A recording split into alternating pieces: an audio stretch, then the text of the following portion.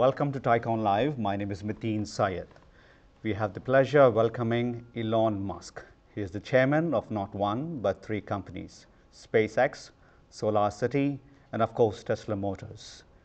And in his earlier life, not very long ago in the 90s, he started and sold two companies, Zip2, and the company that changed the very nature of how we transact online, PayPal. And for a young man, it's an amazing feat. He's going to turn only 37 next month.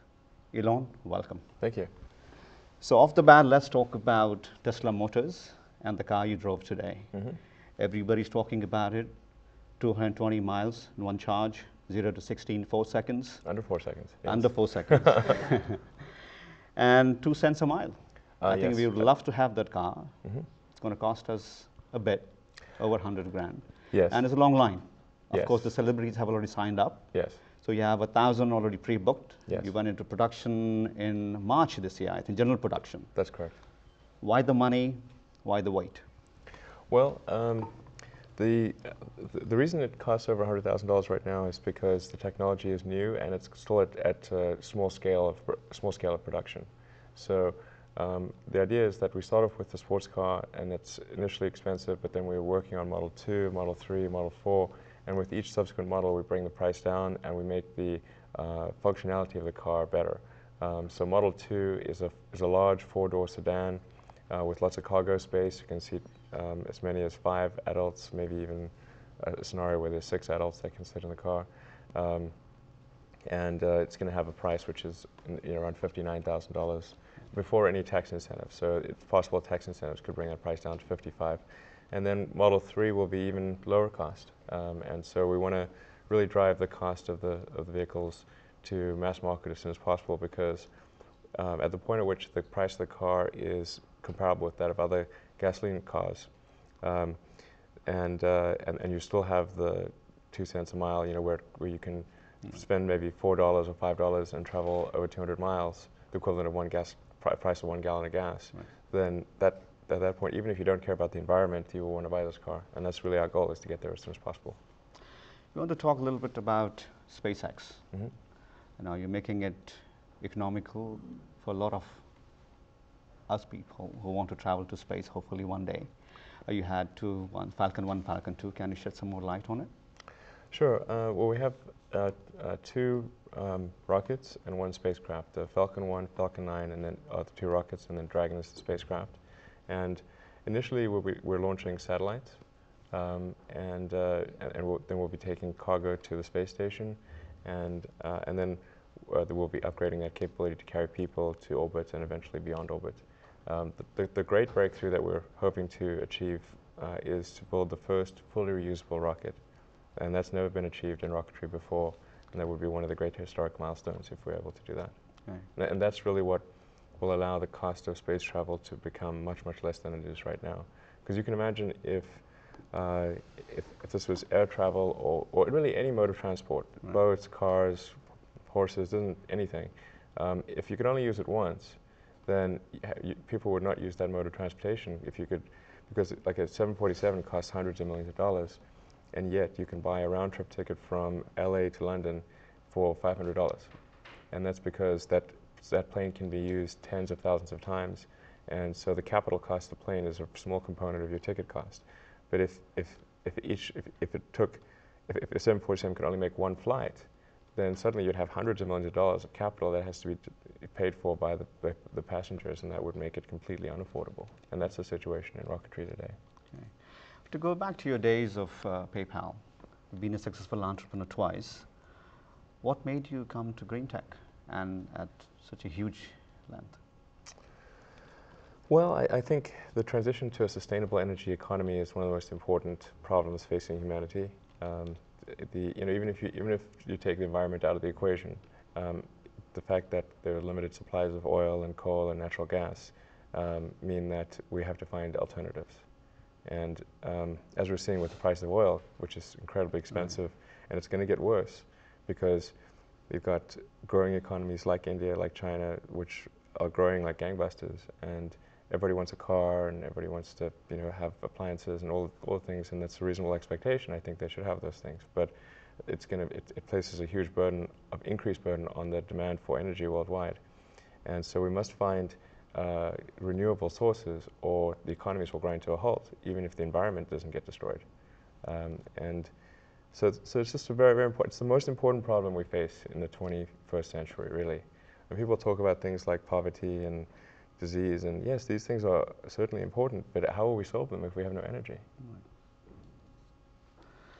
You know, after University of Pennsylvania, you came to Stanford. So I was just talking to you, you didn't even get to attend a class, and you started Zip2. In Silicon Valley, it's probably not an exception. So among the trades, we have dropouts. Right. What other traits do you think you personally have that propels you to be such a successful entrepreneur in varied industries? Where do you are actually good at or better at than other entrepreneurs? It's very important for, I think, audience to understand, well, Sure. you know, the traits. Well, it's dependent upon me giving an accurate self-analysis. It's difficult to do self-analysis, you know. Once you're sort of too close to yourself by definition. But I think, well, people do not think critically enough. I mean, critical thinking is a skill in short supply, where people take too many things they assume too many things to be true without sufficient basis in that belief. It's very important that people closely analyze what is supposed to be true and try to build up. Try to say, let's analyze things from first principles, not by analogy or not by convention. If you assume things are true by convention, which is actually what most people do, then it's difficult to gain insight into how things can be bettered. So, you know, in any argument or any sort of train of thinking, you want to make sure that the underlying premises are valid and applicable, and then in reaching a conclusion, that the conclusion you're reaching is necessarily driven by the underlying premises and the interconnection between those premises. That may seem like a really simple thing to say, but most people don't do that. So it's really the foundation of rational thought. Right. Let's see, what else? I think also people tend to overweight risk on a personal level. It's one thing if you've got, you know, a mortgage to pay and kids to support, and that if you were to deviate from your job, that, well, how are you going to feed your family and pay the rent? And okay, that's understandable. But let's say you're young and you're just coming out of college or coming out of high school or whatever. What do you risk? You know, you're not going to starve. I mean, Right.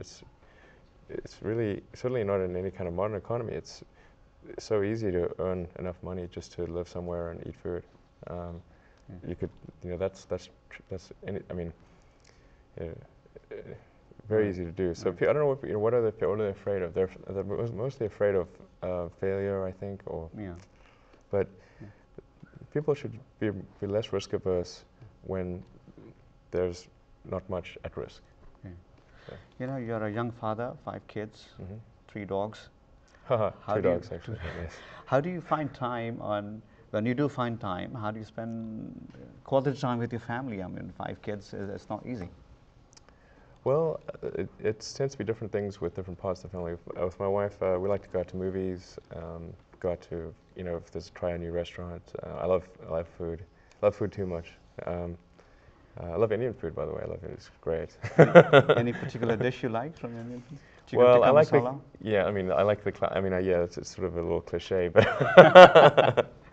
I like it all. You know, I was in India actually last year because India hosted the International Astronautical Congress. Right. So I was in Hyderabad and then did the Golden Really? Triangle and all that. I come from Hyderabad, by the way. Oh wow, okay, yeah. So it's a great center for space actually in India. So had a great time. Really enjoyed it a lot actually. Good. Fantastic food. Wow. Well, you're truly an inspiration for many of us. It's a pleasure having you. All right. Thank you. Thanks for having me. Thank you. All right. Well, we have had the pleasure of listening to Elon Musk. You have been watching this on TiEcon Live. Do not forget to watch many more interviews coming up on mytiecon.org. Thank you.